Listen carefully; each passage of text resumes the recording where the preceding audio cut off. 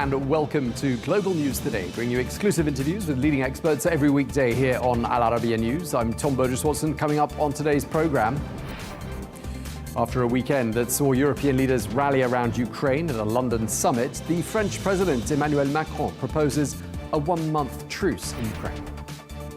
The Kremlin accuses President Volodymyr Zelenskyy of not wanting peace following his heated encounter with President Donald Trump on Friday.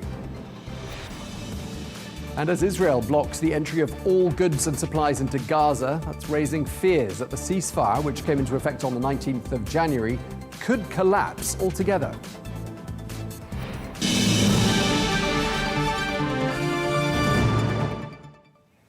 Hello and welcome to the programme. The fallout from Friday's Oval Office meeting between the US President Donald Trump and the Ukrainian President Volodymyr Zelenskyy is still being felt, sending shockwaves all the way around Europe, in particular to Kyiv. Well, some Republicans have reacted to that meeting, suggesting that the Russian President Vladimir Putin could be trusted and that the two men, if it is President Zelenskyy, out of the two men, it is President Zelenskyy who poses the greater obstacle to peace. Well, today the Kremlin has said that the Oval Office clash showed that how difficult it will be to reach a settlement to the conflict and that Ukraine does not, in fact, want peace. Well, Russia says it will continue to negotiate with the United States on normalizing bilateral ties. What happened at the White House on Friday certainly showed how difficult it will be to get a path of settlement on Ukraine. The Kyiv regime and Zelenskyy do not want peace. They want the war to continue. So in this situation, of course, only Washington's efforts and Moscow's willingness will clearly not be enough. In fact, the entire Russian side has once again shown that the President Putin was right when he said that the Russian side was ready for negotiations. But these good intentions are bogged down by the unwillingness of the Kyiv regime to maintain this dynamic. This is what we fully saw in Washington. Kremlin spokesman Dmitry Peskov speaking there. Well, let's get more analysis. We can speak now to Stephen Vaughan, former US trade representative under President Trump, who joins us now from Washington. Thank you very much indeed for joining us. Great to have you with us. How would you characterize what happened in the Oval Office on Friday? Well, I think that you had a situation where President Trump and Vice President Vance were talking to President Zelenskyy about potentially doing a deal to stabilize the situation in Ukraine. And obviously they got into a dispute over whether or not that deal was going to be strong enough from Ukraine's perspective. And I think President Zelenskyy obviously became fairly heated in some of his comments. And I think most people believe that's probably not the best way to negotiate with President Trump. Well, people around the world, including allies of President Trump, say they were horrified by what happened. I mean, couldn't that have been avoided? I mean, it doesn't send a great signal to the rest of the world, does it, that kind of public dust-up? Well, I think everybody's they'll have to look at the facts, and everybody will kind of have to decide for themselves. I thought it was a pretty straightforward disagreement over whether or not the proposals that were being put on the table were going to be viable. But I think, part of what I think is people sit down and negotiate with the president, negotiate with the United States. You have to decide what's going to be the best way to achieve your goals. And I don't think that getting into a public dispute in the Oval Office is probably the best way to achieve anybody's goals. I mean, I'm assuming that those events were watched with great glee in Moscow, and we've just had the Kremlin saying that the United States government now largely aligns with Moscow's vision. I mean, from the outside, looking at the narrative coming from the Kremlin these last couple of years and listening to some of the accusations that have been leveled now at the Ukrainian president, I mean, I'm not seeing a huge difference, in fact, between the two. Are you? Well, I think I think that's a bit overblown. I mean, I think obviously there's a very big difference. The United States has consistently supported Ukraine for a very long time. President Trump, Secretary Bessent was on our television stations yesterday. They had a deal in terms of a future economic relationship between the U.S. and Ukraine. They were prepared to sign that deal, with President Zelensky. That's the reason he was there, was to do that. So I think the notion that this is something that was designed to help Russia or is aligned with Russia or anything, I just think that's not really serious. I don't think anybody should take that very seriously. Well, it's Russia that's saying this. The Kremlin again saying this shows, quote, Western unity is starting to fall apart. I mean, that sort of public dispute clearly not ideal from the point of view of showing solidarity to the rest of the world. But as you say, this natural resources deal is still unsigned. I mean, it is the only show in town, to quote the British ambassador to the United States, isn't it?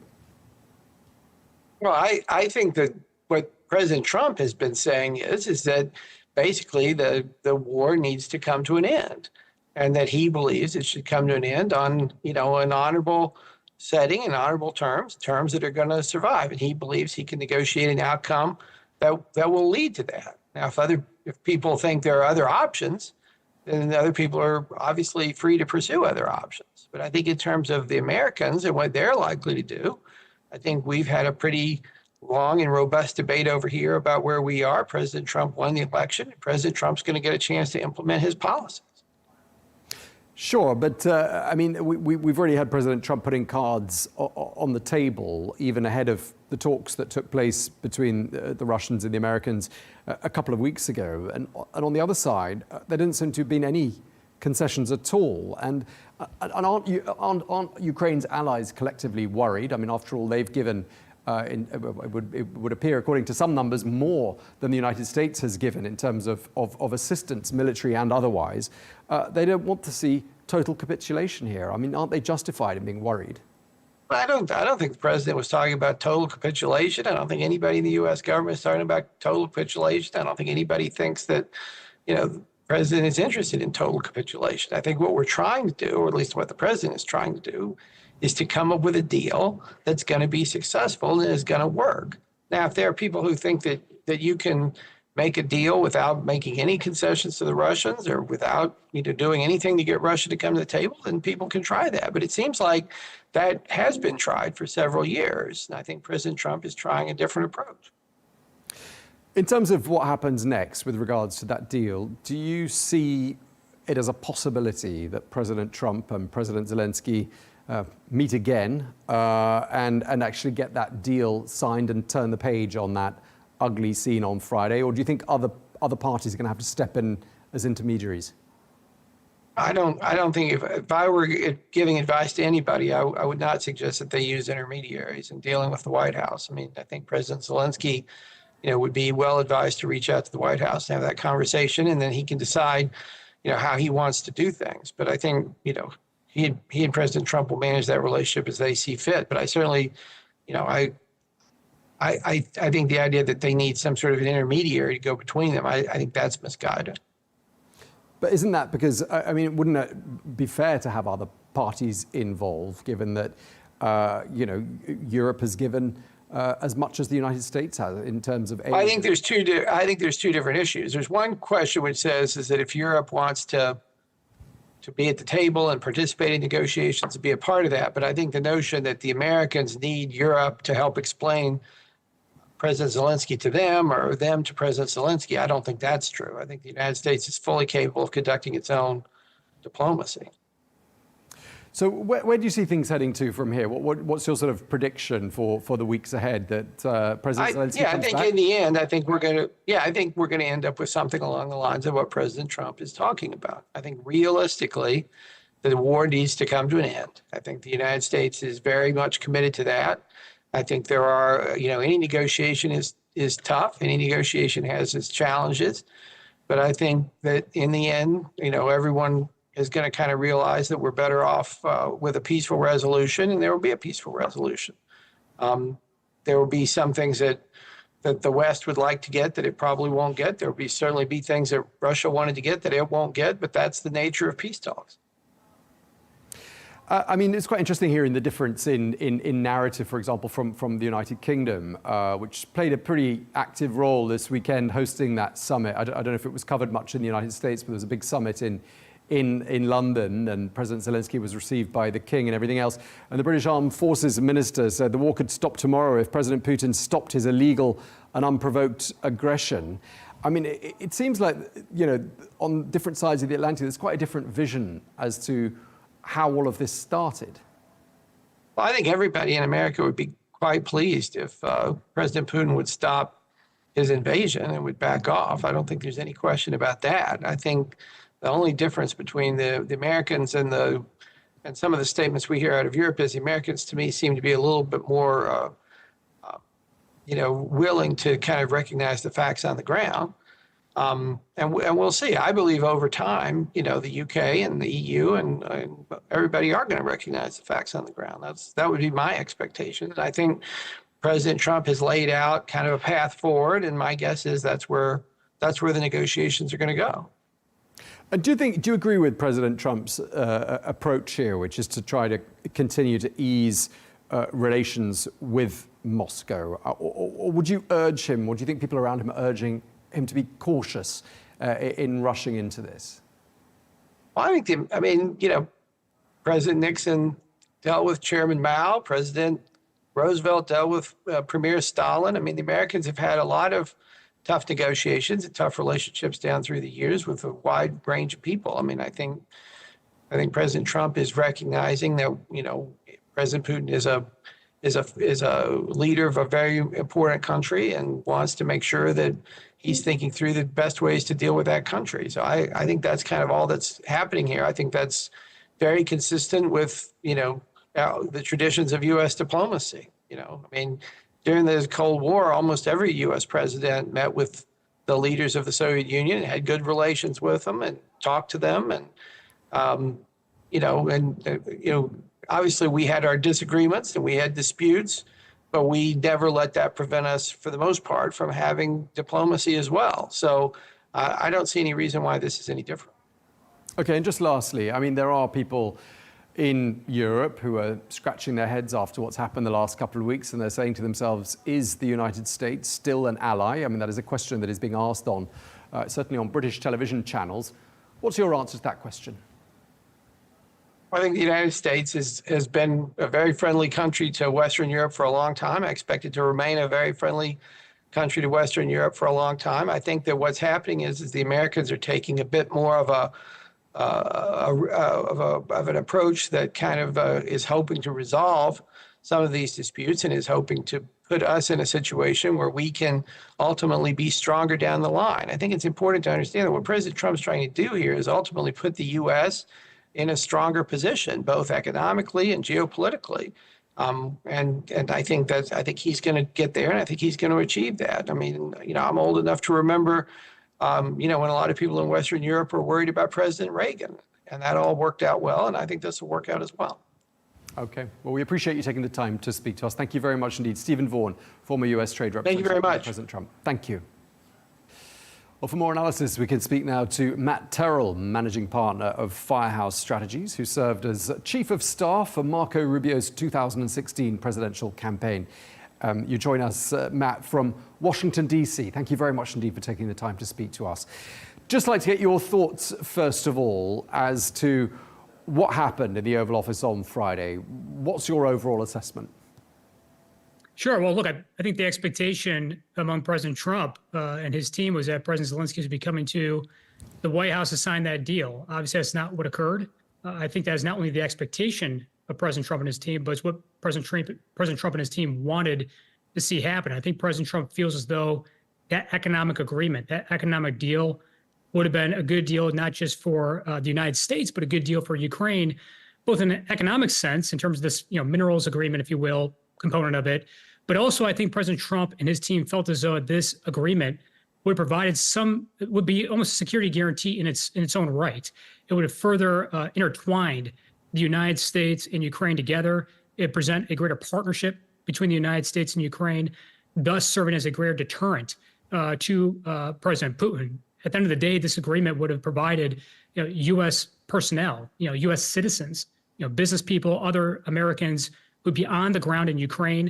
And I think President Trump and his team felt that in its own right would have served as a security agreement. And then beyond that, And of course, this would have had a great economic opportunity both for Ukraine and the United States as well. So at the end of the day here, obviously you saw a breakdown. This agreement did not get signed. And the real question is, where do we go from here? Yeah, I mean, you don't seem to have condemned in any way the decision by, the direction, let's say, that the conversation took and the mood in the Oval Office. We've heard from the former Polish president, Lech Walesa, who was, of course, a big figure in the post-communist era in Eastern Europe, who's written to President Trump. He's written this. Mr. President, we watched your conversation with the President of Ukraine with horror and distaste. We consider your expectations regarding showing respect and gratitude for the material assistance provided by the United States to Ukraine in its fight with Russia to be offensive. He goes on to say, gratitude is due to the heroic Ukrainian soldiers who shed blood in defense of the values of the free world. How would you respond to that? Well, look, everyone's going to have their opinion on this, whether it's world leaders or members of Congress here in Washington, D.C.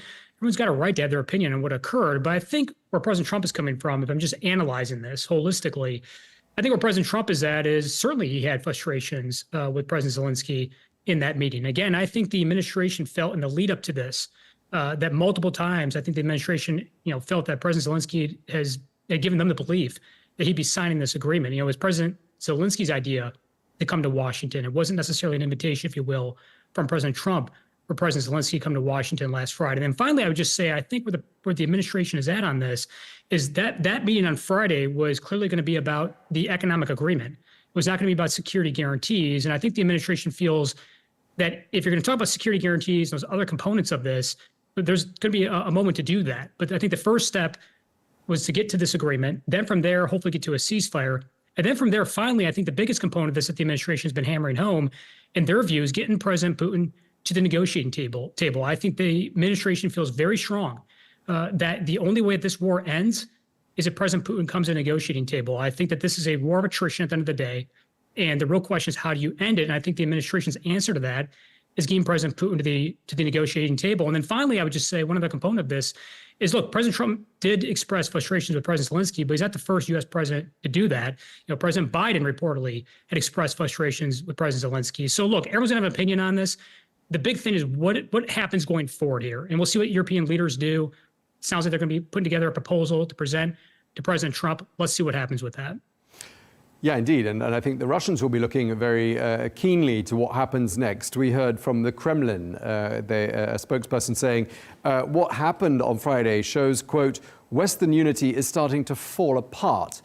I mean, that's, perhaps not the direction, is it, that President Trump wants things to go in? Well, look, I think President Trump, as he mentioned during his meeting in the Oval Office with President Zelenskyy, the only nation he's aligned with is the United States. I think at the end of the day, President Trump is trying to deliver on the promise that he made during the campaign trail, which was to end this war in a negotiated way. And I think, his view on this is that he is trying to do that, doing everything he can to do that. But there's steps to doing that. And again, this goes back to, I think the way that President Trump and many people on Capitol Hill view this is that, look, there's two different paths you can go down. One course is continuing to fund this war, which is a war of attrition. Or the other course is to see if you can get this war to come to an end in a peaceful manner in a negotiated way. Now, again, there's a lot that has to be done there. You got to get both Russia as well as President Zelenskyy and the Ukrainian key leaders here to the negotiating table. And both sides have to feel as though their voices are heard on this. But at the end of the day, I think what President Trump is at on this is that he campaigned on an America First agenda. And I think he's going to be aligned with what's in the best interest of the United States, but at the same time recognizing that peace is needed in this conflict. I think he recognizes that this conflict needs to come to an end. And I think he would argue that he's doing everything he can to do that. Sure. I mean, there's going to be concessions ideally on both sides. But up until this point, we've only heard concessions made on one side by this administration in Washington, namely that NATO membership is off the cards for Ukraine. The territorial gains made by Russia, well, they can hang on to what they've got. I mean, we haven't heard, unless I've missed it, a single concession made by the other side, have we? Well, I think we have to see what happens here. I mean, I think the administration's argument to that, I suspect, would be you have to let this process play out. You can't negotiate anything until you get the necessary parties to the negotiating table, I think is what President Trump and his team would argue on this. I think they are very clear, and they've been very transparent about where President Trump stands on this. President Trump himself has been very clear about where he stands on this. He's been clear about the issue of NATO. He's been clear about the United States' role in potential security guarantees. So all of this should not have been a surprise, I think, to President Zelenskyy, or to anybody. You can say what you want about President Trump, like him or not, agree with him or not. He's very transparent. He was in the Oval Office. He has been up in the lead up to that meeting. So right now, where it's at is, look, I think those who are analyzing the situation would suggest that Ukraine needs the United States, that the United States' funding abilities, military capabilities, all of those things have been aiding in this conflict is required for Ukraine to be successful. But at the end of the day, the question is, what is success? And I think many people looking at this, particularly Americans, you're seeing in the recent polling, over 70% of Americans want this war to come to an end. I think in the eyes of many Americans right now, getting this war to come to a peaceful resolution and end is the key. So look, to answer your question, I think we have to wait and see what happens with concessions, wait and see what happens with negotiation. But I think this administration has been very clear. You can't negotiate anything, any conflict, unless you get the necessary parties to the table. As you saw in Saudi Arabia, where the administration, key foreign policy leaders on behalf of President Trump were meeting with Russian individuals. I think at the end of the day, the administration is trying to get the necessary parties to the negotiating table. That, of course, includes President Putin. Which should also include, presumably, President Zelenskyy as well. He said he's... It should include both parties. I think the administration has been clear that they've been utilizing shuttle diplomacy, getting both President Zelenskyy to the table and President Putin. To be clear, you're absolutely correct. It should absolutely include both leaders, no question about that. President Zelenskyy says he's willing to meet President Trump again. This is obviously subsequent to their dust-up on Friday. Do you think these two men can turn the page and now sign this deal and everyone moves on? What is your assessment? We'll see. I think it's possible. I think anything's possible. I think at the end of the day, it's going to come down to what does President Zelenskyy do?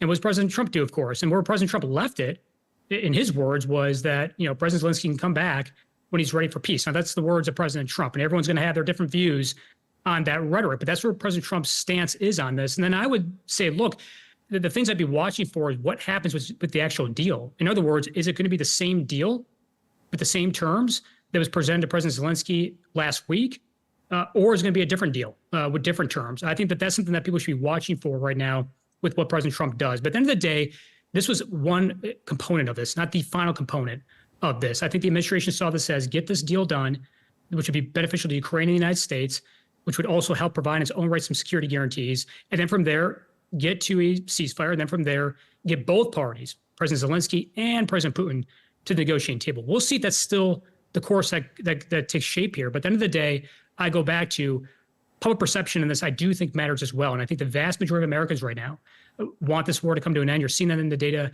in the polling out there. I think they recognize a lot of taxpayer funds have been paid for to this conflict, and they want to see a peaceful resolution. The real question is, how do you get there? And I think this administration has been underlining that negotiation is the key ultimately at the end of the day. I think to wait and see what happens with this agreement. Do you see, this is my last question, but do you see perhaps, with this, war of words and the clear tension between these two presidents, Zelenskyy and Trump, that perhaps it's going to be better to allow other countries like the United Kingdom and like France that have demonstrated leadership on the diplomatic stage. Both of those countries' leaders were in the Oval Office before President Zelenskyy got there earlier on in the week. Do you see them as having the key role here and perhaps somehow trying to sort of, act as intermediaries, really? I think President Trump has been clear that the European leaders will absolutely need to have a role in this. And whether that's with respect to security guarantees, that President Trump has been clear that European leaders should be the ones to take up. President Trump has been very clear on that. Or whether it's at this stage right now where we're at, kind of to your point, serving as kind of the individuals in the middle here, trying to, if you will, get this deal potentially back on course, or if you will, bringing President Zelenskyy and President Trump together to discuss the components of what is next. I think ultimately what we saw throughout the past couple hours here was obviously key developments in this. And certainly that was European leaders meeting, discussing what their proposed plan could be here. But I think at the end of the day, the reality is that this is going to be a joint effort. I think President Trump has been clear about that. I think European leaders have been clear about that. Obviously we saw on Friday that there was some breakdown here But let's see what happens here going forward. And, I think this will be a critical week coming up here. And then let's see what President Trump says tomorrow. President Trump is addressing members of Congress tomorrow night. Let's see what he says in that address as well as it relates to this conflict and President Zelenskyy and this deal. But look, to answer your question, absolutely, I think it's going to be a joint effort here. I think all leaders have recognized that that's going to be mission critical here in order to hopefully having success and peace at the end of the day here. Obviously, I think that's what's important to everybody here at the table. All right. Thank you very much indeed for your time. Matt Terrill, great to have you with us. Thank you.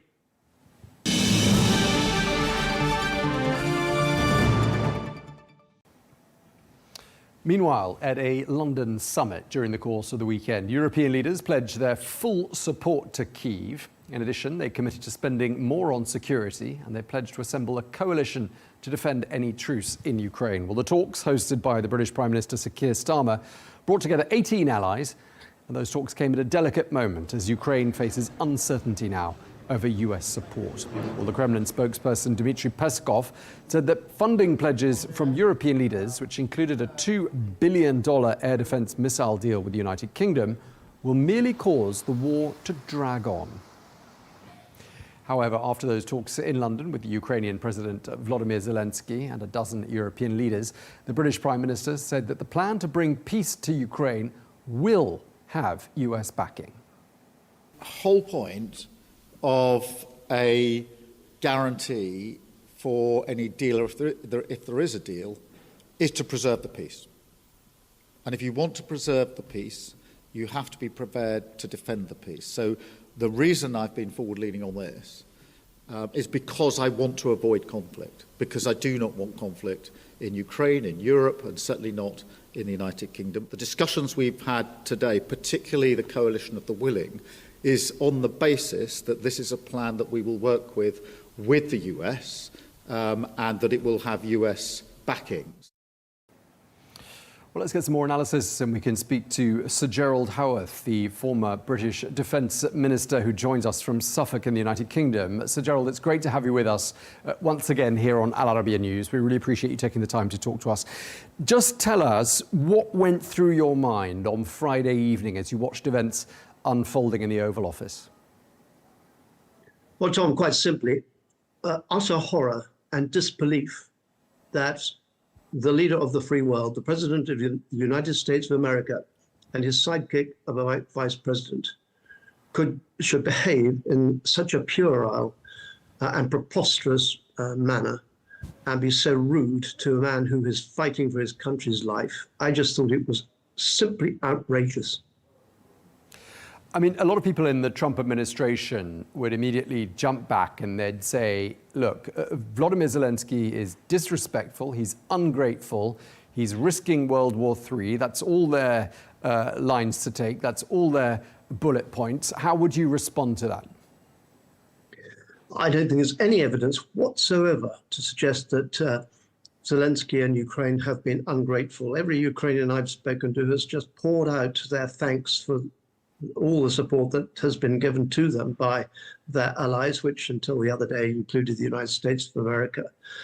So I simply don't understand that argument. I don't think he was disrespectful in the least.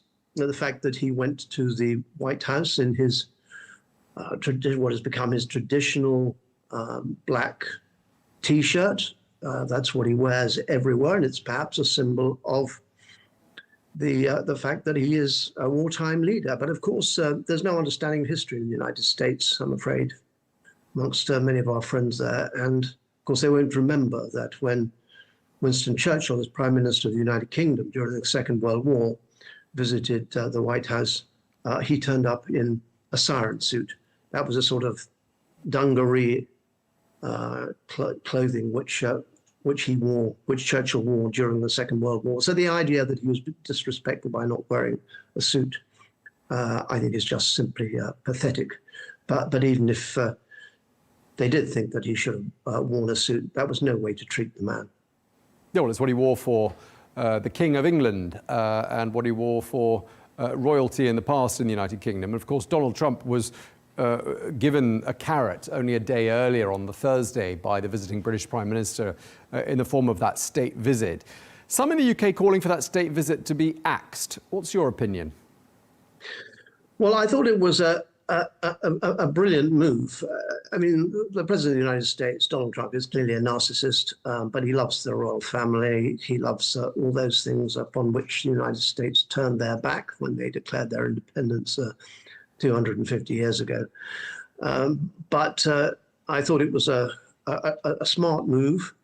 I thought the king was extremely gracious, a word which, of course, the President of the United States would not understand. But I thought the king was extremely gracious in the way that he dealt with the situation and offered the Prime Minister that, if you like, olive branch.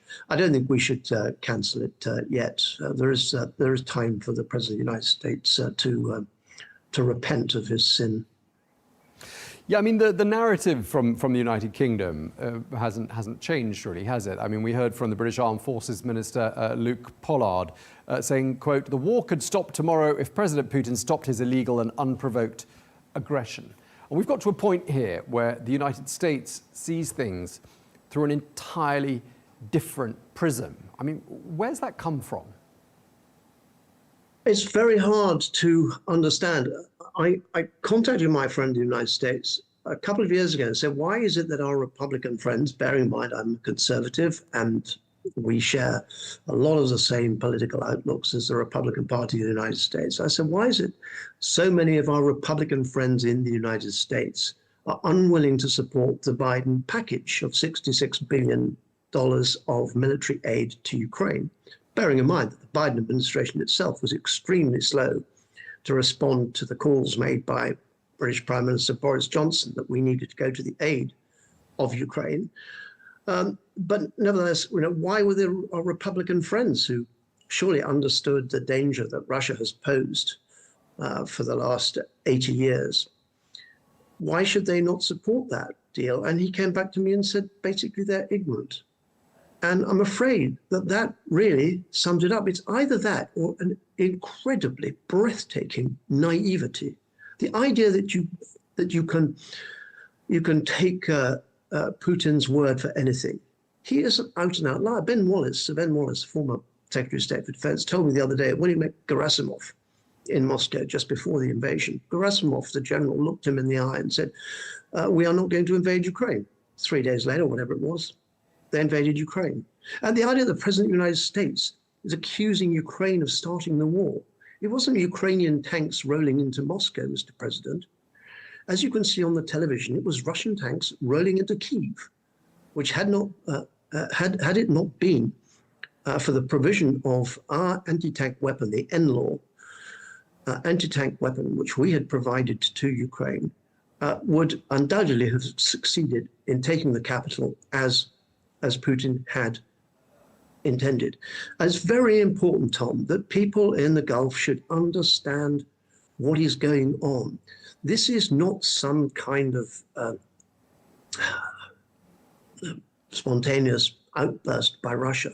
In July 2021, Putin made a speech in which he said, Ukraine is part of Russia. This man has intended to do all he can to try to rebuild the old Soviet Union, because he, like so many Russians, resent the fall of the Berlin Wall and the collapse of the Soviet Union.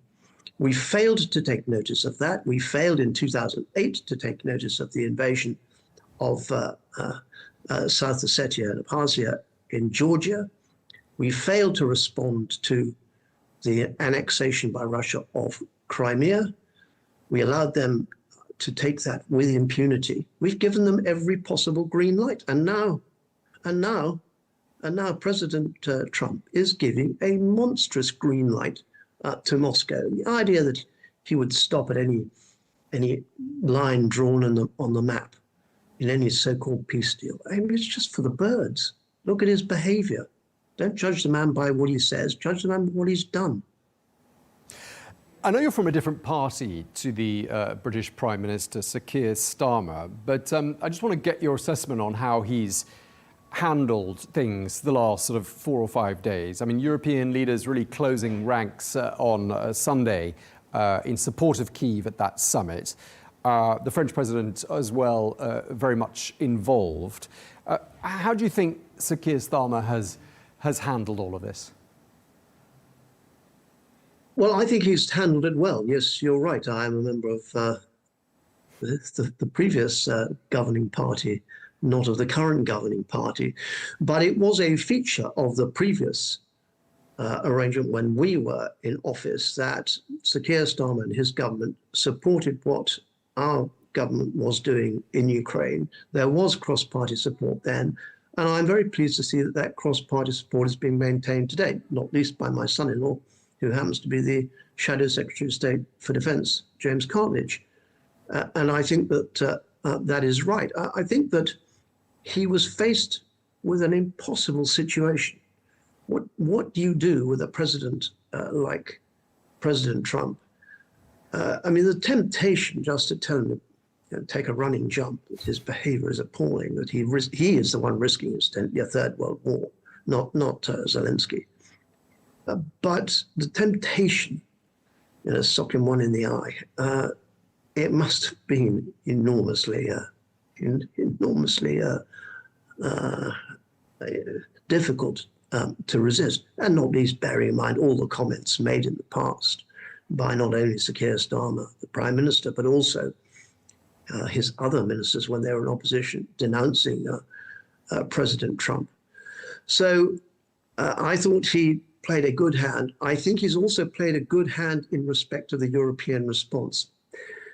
Paradoxically, our having left the European Union has given us a much stronger position. We don't have to negotiate with other EU allies to come to a conclusion. We can negotiate freely with other European friends, as Sir Keir Starmer did yesterday.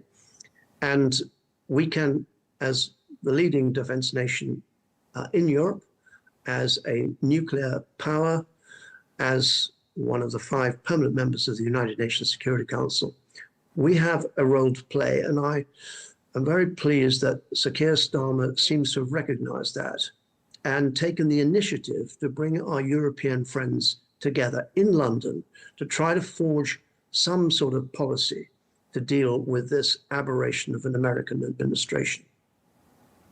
Yeah, rare praise from the other side of the political aisle there, Sir Gerald. Just want to ask you last of all, while we're talking about Europe, Europe is going to rearm, and we heard that from the European Commission Chief Ursula von der Leyen, saying that the continent has to urgently prepare for the worst. I'm just wondering what you think she means by that. Well, the truth is, Tom, that all of us on this side of the pond have been utterly complacent for the best part of 40 years. We have relied upon the United States to provide us with cover.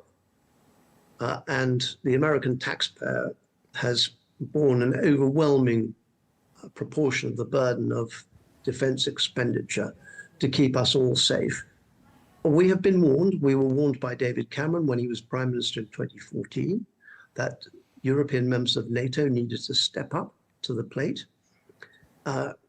President Trump warned in the last administration, his last administration, they needed to step up to the plate. They've failed to do so until more recently.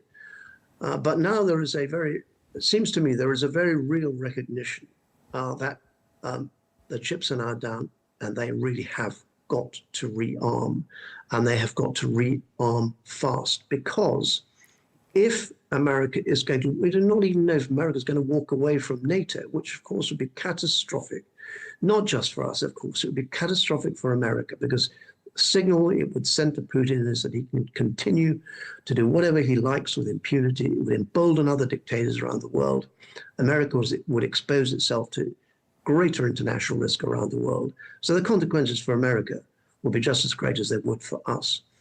But we have got to ensure that rebuilding of European defense capability is done within the framework of NATO, not within the framework of the European Union. I was an EU defense minister. I sat around that table often in despair at their incompetence, whereas NATO has kept the peace in Europe this past 80 years, apart from what's happened in Ukraine. And of course, Ukraine was not a member of NATO.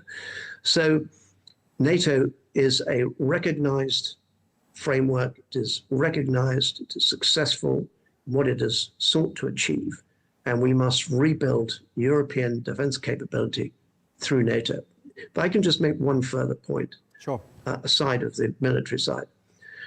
I also find it deeply offensive for the President of the United States to try to strike some sort of grubby commercial deal with a country which is being bombed, whose civilians are being abducted into Russia, whose blocks of flats are being targeted by drones, that the President of the United States of America should be seeking a grubby deal under which he can extract minerals from that war-torn country in return for foreign aid. I just think it is absolutely appalling. The man seems to have absolutely no moral compass.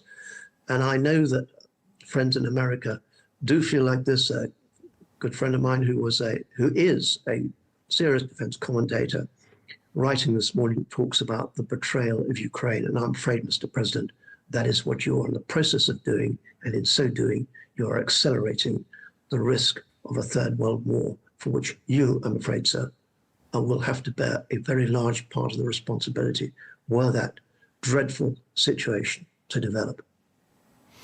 Strong words to end on. Really appreciate you taking the time to speak to us. Sir Gerald Howarth, former British Defence Minister, always a pleasure. Thank you very much indeed. Thank you very much, Tom.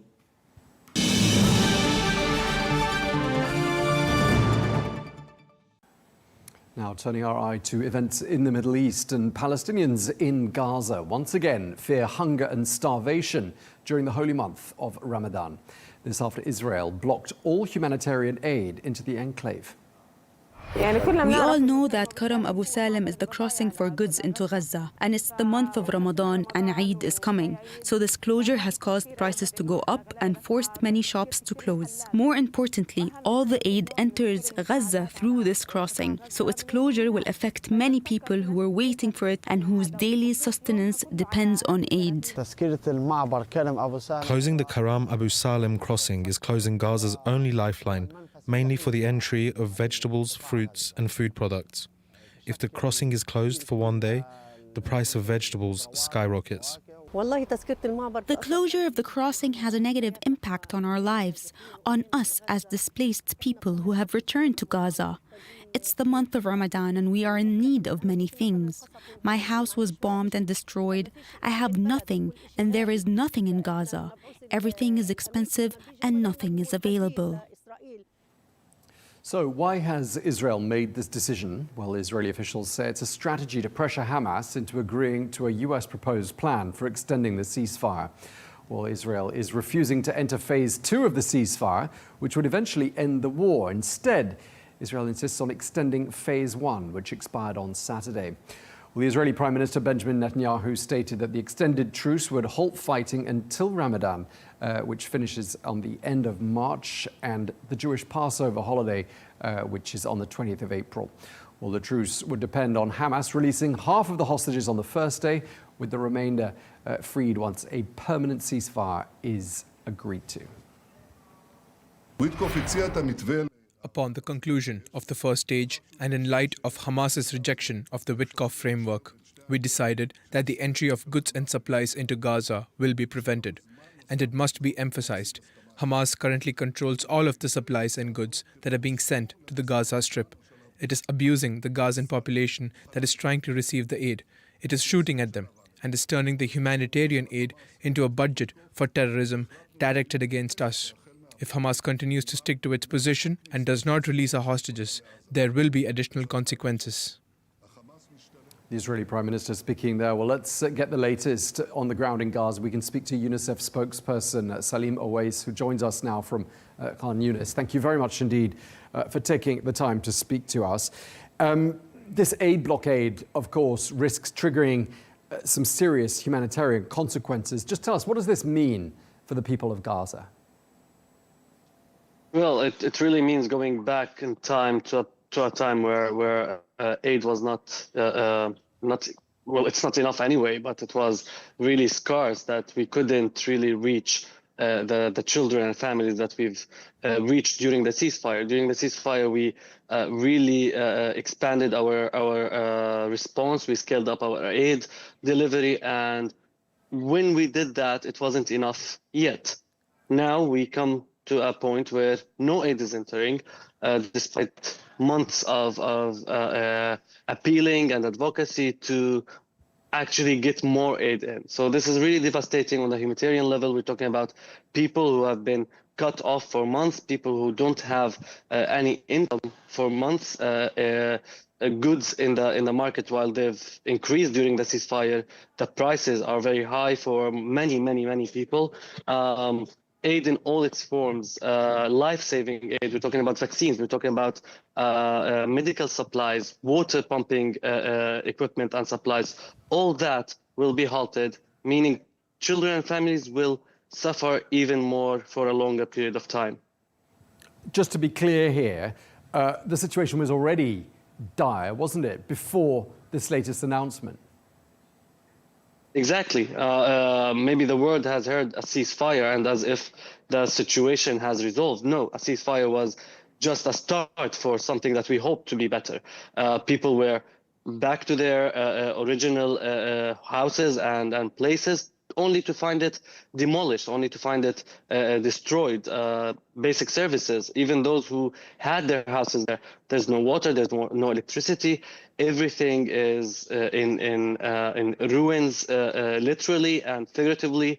They're really struggling to get ends to meet. And now, on top of that, we are blocking again the aid from getting in. And for us as humanitarian sector, we've been struggling to keep up with the humanitarian need. And even during ceasefire, again, it wasn't enough. It was better, but it wasn't enough. And that's why it's catastrophic now if we stop it, because we will not be able to continue our work as we want to, as we should to, in this new circumstances. Yeah, and of course, we always hear, and this is something we often discuss when speaking to UNICEF representatives, that it's children that bear the brunt of conflict. And there's evidence of that, isn't there, with newborn infants dying of hypothermia because there isn't adequate shelter there in Gaza. I mean, just give us a sense of what sort of quantity of supplies remain at your disposal. How long will it be until UNICEF supplies start to run out altogether? Well, it's hard to tell. It depends on the supply, because vaccines, it's something that we do every day for routine vaccinations, water pumping and repairs of the water system. We didn't even, we did some, but we didn't get much in. Tents and shelters for us and other agencies has been something that we were working on. So each supply, each let's say category of supply is different in terms of how far it will last. But what we really know is each day that we stop them, more people will suffer. If it's not from lack of shelter, it's because of lack of medical supplies. If it's not medical supplies, then water and other basic needs that they have already been suffering from. And as you said, children are dying from preventable causes. And without the aid, they will continue, unfortunately. And we are afraid that number will increase. Only last week, we lost 7 children to hypothermia. So just stopping the aid is not an option. It shouldn't be an option. Sure. And I just wondered, what's UNICEF calling for here? Because, of course, you're not a political organization. You're part of the United Nations. What would you like both sides to do? Well, while politicians and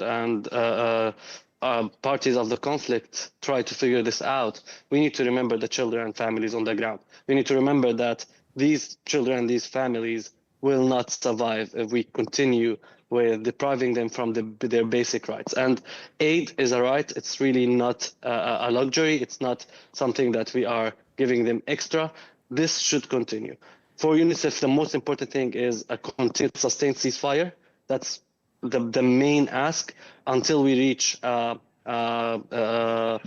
continuous and lasting agreement. And then the aid has always been something that we ask for, and now more than ever that should be heard. Just lastly, I'm wondering what this news has done to morale.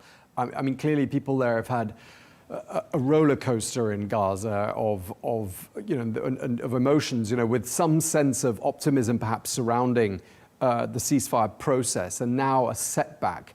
What's that done to morale for people living in Gaza? Well, I've been speaking to people from our colleagues who are from Gaza, to people on the streets, people in camps, doctors and different aid providers.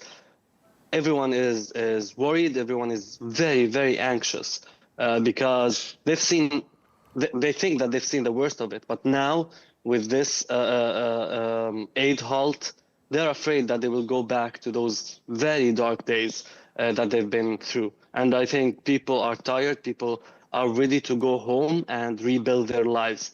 And for them, every time a complication happens on the political level, on the military level, it will just delay their dreams and make the hope even dimmer than it is right now. All right. Well, we really appreciate you taking the time to speak to us. We wish you and UNICEF all the very best with your work there. Saleem Oweis, spokesperson for UNICEF. Thank you very much indeed. Thank you. Well, let's get some more analysis on the situation and the politics surrounding it. We can speak to Professor Kamel Hawwash, a Palestinian academic and analyst who joins us from Birmingham in the United Kingdom. Professor, it's great to have you with us once again. We were just hearing there about the really the catastrophic consequences of this announcement for people who live in Gaza, already living in dire conditions. Clearly, this is going to exacerbate what was already a dire situation. Thank you for having me. Well, let's go back to basics. There was an agreement that Israel signed and Hamas signed. By all counts, Hamas has absolutely adhered to the agreement, but Israel has not, particularly on the humanitarian part of this agreement, in that it has not allowed tents and homes to be brought in. It hasn't allowed machinery, construction machinery, to be brought in. And now it has sealed the Gaza Strip, effectively cutting it off from the world, from any aid that it can receive, medical, humanitarian, and so on. And it is therefore deliberately, as was clear from the early stages of this aggression, it is targeting not Hamas, it is targeting the Palestinian people. However, I've seen lots of different videos. People, yes, are worried, but they are resilient. They all speak about rebuilding their homes as far as they can. This not only doesn't augur well for the humanitarian situation, but pushes back the prospect of reconstruction, which, again, Israel cannot be trusted to enable. I mean, this truce came into effect on the 19th of January, which I think is about 42 days ago. Up until this point, well, let's say up until Sunday, had it been largely successful in achieving its objectives? I think it has on the Israeli side, in that they have had all the prisoners that were set to be freed. It hasn't for the Palestinians. At various points, Netanyahu and his extremist government intervened to stop the release of the last batch of Palestinian prisoners. It has been sending them outside Palestine when the natural place for the prisoners to go is to go back to their homes. And it has stopped if you like, the resettlement of people into temporary homes until they are able to rebuild their actual homes. These people have deeds to land that they want to clear and then to rebuild. So although from the point of view of the agreement holding, it has on the Palestinian side, it has not on the Israeli side. And that is something that it feels emboldened to do because the Americans stand with it, and they can rely on the Americans to say what they want them to say, and then they say, but the Americans have set these conditions and we want to go along with them. That is just simply not true. The Americans, yes, support Israel, but it is Netanyahu and his group that sent to the Americans their demands, which the Americans turn into their initiative. As if the Americans have any interest in the well-being of the Palestinian people. So the Palestinians have stood firm on adhering to the agreement. The Israelis have not. Yeah, I mean, clearly the Trump administration's made it very clear what it wants to see happen to Gaza. They want to see it owned by the United States, flattened and rebuilt on US terms, and 2 million people resettled. I assume that means people in Gaza and perhaps in the West Bank as well have absolutely zero faith and zero trust in this new administration in Washington. I think that's absolutely the case. How can someone who is the president of the United States come out and say that people can be moved like cattle, expelled? They're not resettled, they are expelled from their homeland, so that he and his property tycoon colleagues can start rebuilding Gaza in the image of what he refers to as a, if you like, an oasis in the Middle East, a Riviera, as he called it. Who is he? This is another people's land. It isn't his, and it doesn't belong to Israel. And even when he was talking about buying the land, who was he going to buy it from? Israel doesn't own it. It's the Palestinians who own it, and they don't want to sell. Just like they resist selling properties in the West Bank, particularly in Jerusalem, the Palestinians have an unbreakable attachment to the land, unlike the Israeli settlers from the north of Israel, who had to move during the interaction between Israel and Hezbollah, and still haven't returned. As soon as the Palestinians were able to get across the Netzarim corridor, they went back to their home in northern Gaza. And that is an absolutely clear sign of their attachment to their homeland. No Trump, no Netanyahu will push them out. If they try, they will find a great deal of resistance by ordinary people, and they will fail. What do you think that whole plan and the fact that, you know, pretty much every Arab leader in the region rejected it outright, what do you think that plan says about the level of Washington and this new administration's understanding of this admittedly extremely complex and decades-old conflict? They try to make it complicated, but it isn't. At a very basic level, and I acknowledge not everybody agrees to this, i.e. Palestinians, there's a two-state solution planned that the West Bank, East Jerusalem and Gaza are Palestinian, that Israel ends the occupation and a Palestinian state emerges. That's actually pretty simple, but Israel continues to settle its people illegally in what are war crimes in Palestinian areas. Americans supported in doing that, both private and governments, in what it wants to achieve. It wants to change the whole status of Palestine. Particularly the West Bank will no longer be referred to as the West Bank, but as Judea and Samaria by the American administration. Why can't they just take a step back and say there are 7 million Palestinians, 7 million Jewish Israelis, neither is going anywhere, and therefore let's find a solution that will accommodate their rights so that they can have equal rights. There cannot be Jewish supremacy in this equation that the Palestinians will accept. They can only accept being treated as human beings and for the human rights to be delivered in full. The refugees returning, and the Israelis will find that the best people to have as their neighbors are the Palestinian people, in fact. Okay, and just lastly, because we're almost out of time, I want to ask you what happens next from the situation we're in right now. we've heard the Egyptian President Abdel Fattah al-Sisi saying there will be an urgent Arab summit in Cairo on Tuesday. I'm just wondering where you see that heading and where you see this situation regarding the ceasefire heading to overall.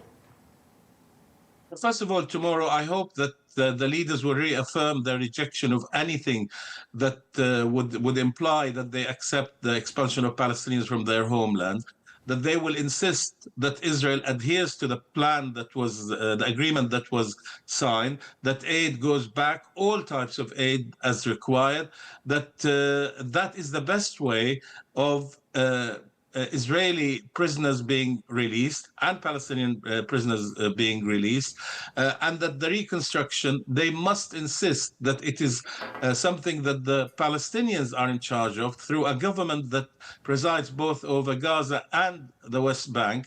And once that happens, the reconstruction happens, they will also need to which, as it happens, Hamas agrees it will not be ruling in Gaza in the future.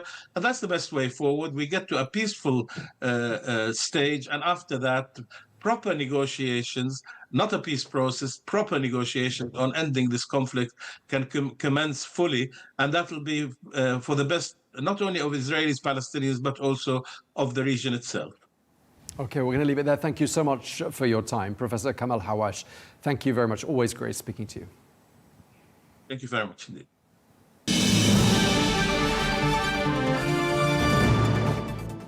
Well, that is all we have time for on Global News today. Thank you very much indeed for watching. Be sure to join us again tomorrow for more exclusive interviews. Until then, goodbye.